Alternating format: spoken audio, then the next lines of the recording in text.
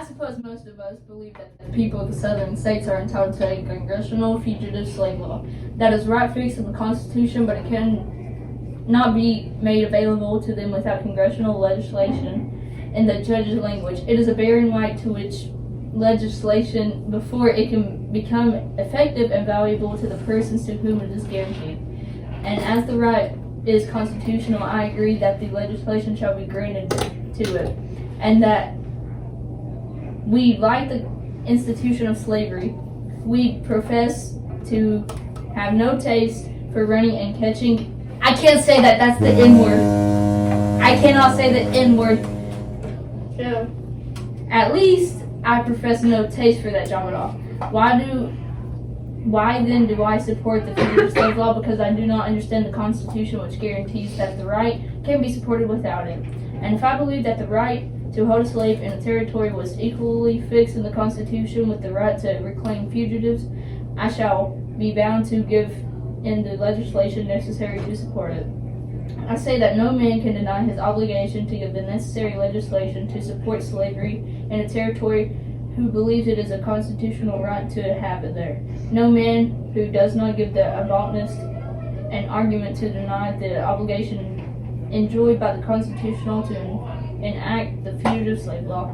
Try now. It is the strongest argument ever made, and I say that if Dred Scott's decision is correct, then the right to hold slaves in the territory is equally a constitutional right with the right between a slaveholder and his runaway returned.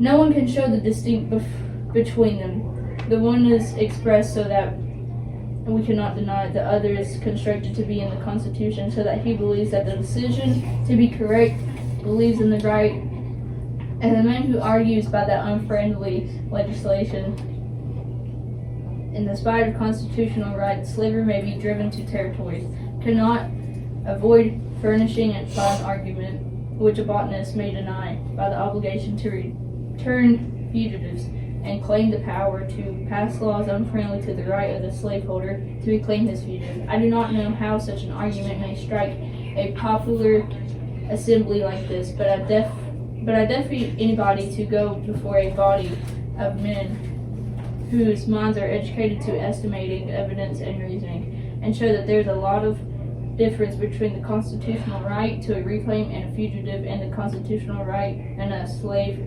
territory, provided this Dred Scott decision. I defy any man to make an argument will justify unfriendly legislation to deprive a slaveholder of his right to hold a slave in a territory that will not equally in all its length, breadth, and thickness furnish an argument for nullifying the fugitive slave law. Why is there such an aboutness in the nation as Douglas after all? Well, my friends, if I had said before we will only live up to this great fundamental principle, there will be peace between the North and the South. Mr. Lincoln admits that under the Constitution on all domestic questions except slavery, we ought to not interfere with people of each state.